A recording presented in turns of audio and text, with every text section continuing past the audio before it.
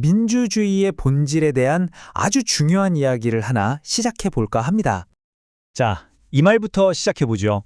민주주의는 그 자체로 완성되는 시스템이나 제도가 아니다.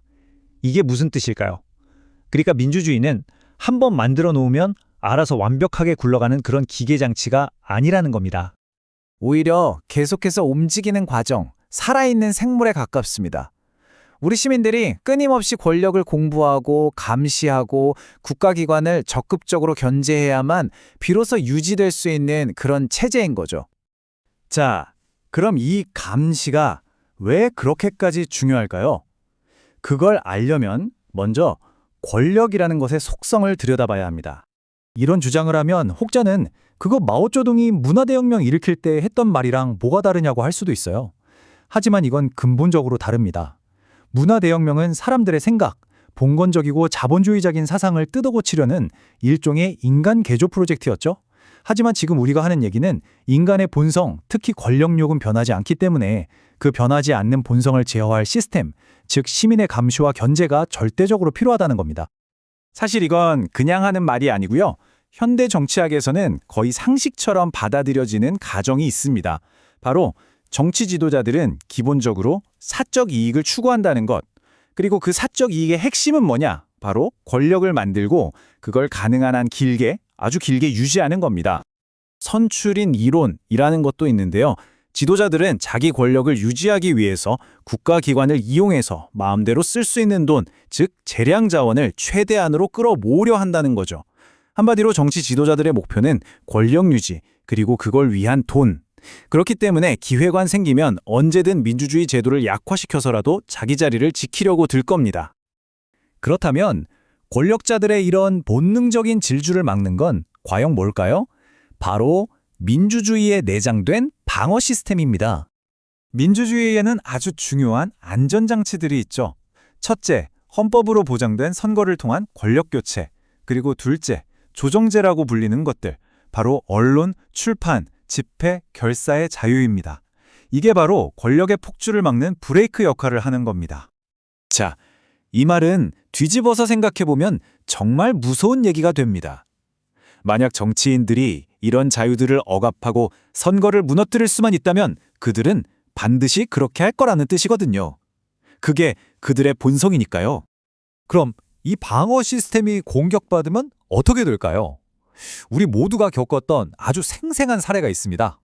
기억하시죠? 코로나 팬데믹 때 여러분의 안전을 위해서라는 말이 정말 많이 들렸습니다. 공중보건이라는 이름 아래 백신이나 마스크 정책에 대한 다른 목소리를 내는 건 굉장히 심하게 억압당했습니다. 마치 과거 나치가 안전을 핑계로 시민의 자유를 짓밟았던 것처럼요. 그런데 결과가 어땠습니까? 결국 그 백신에는 심각한 문제가 있었고 수많은 사람들이 부작용으로 고통받고 심지어 목숨까지 잃었습니다. 급기야 미국 FDA가 2025년 12월 12일부터 이 백신에 블랙박스 경고를 붙이겠다고 발표하기에 이르렀죠. 스스로 심각한 결함이 있음을 인정한 셈입니다. 여기서 말하는 블랙박스 경고가 뭔지 아셔야 합니다. 이건 FDA가 내리는 경고 중에 가장 심각한 등급입니다. 사망이나 장애처럼 생명을 위협하는 부작용이 있을 수 있다는 뜻이에요. 당시 억압당했던 비판이 얼마나 정당했는지를 보여주는 명백한 증거죠. 결국 어떻게 됐나요? 정부 정책을 비판했던 사람들은 권력과 한통속이 된 거대 플랫폼들에 의해 입이 막혔습니다. 사회적으로 매장당하고 유튜브 채널이 사라져 생계를 위협받기도 했죠. 이건 명백한 탄압입니다. 자, 이런 모든 자유들 가운데서도 가장 핵심적인 민주주의의 최후의 보루가 있습니다. 민주주의를 지키는 이 모든 권리 중에서 단 하나, 가장 중요한 것을 꼽으라면 과연 무엇일까요? 정답은 바로 선거입니다. 더 정확히 말하면 선거의 과정과 그 결과에 대해 자유롭게 의문을 제기할 수 있는 바로 그 자유입니다. 정치학자 아담 쉐브르스키는 이걸 최소주의적 민주주의라고 정의했습니다. 무슨 말이냐면 선거 그 자체가 바로 민주주의라는 겁니다. 우리가 흔히 민주주의의 덕목이라고 말하는 투명성, 참여, 자유 같은 것들은 모두 이 공정한 선거가 보장될 때 비로소 따라오는 결과물에 불과하다는 거죠. 네, 물론 권력 분립이 선행되어야 한다는 반론도 가능하지만 핵심은 변하지 않습니다.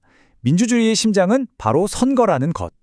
따라서 시민의 가장 중요한 역할은 단순히 투표하는 데 그치는 게 아니라 선거의 전 과정과 결과가 투명하게 공개되고 감시받도록 하는 겁니다.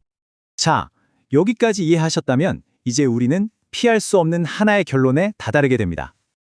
민주주의 그 자체인 선거에 대해 이의를 제기할 자유를 억압한다? 시민들이 선거를 감시하는 걸 막는다. 이건 민주주의를 그냥 위협하는 수준이 아니라 아예 뿌리부터 파괴하려는 명백한 반민주적 행위입니다. 그렇기 때문에 타락한 정치인들과 그들과 결탁한 세력은 늘 어떻게든 부정선거를 획책하고 이에 대한 감시와 비판의 목소리를 막으려고 발버둥 치는 겁니다. 민주주의 사회에서 가장 투명해야 하고 가장 자유롭게 감시할 수 있어야 하는 것이 바로 선거입니다. 이 선거의 투명성과 자유, 그리고 시민의 감시를 억압하는 자들, 그들이야말로 민주주의의 적이고 독재의 하수인들입니다. 자, 그렇다면 질문을 던져봅니다. 지금 대한민국의 민주주의는 과연 안녕합니까?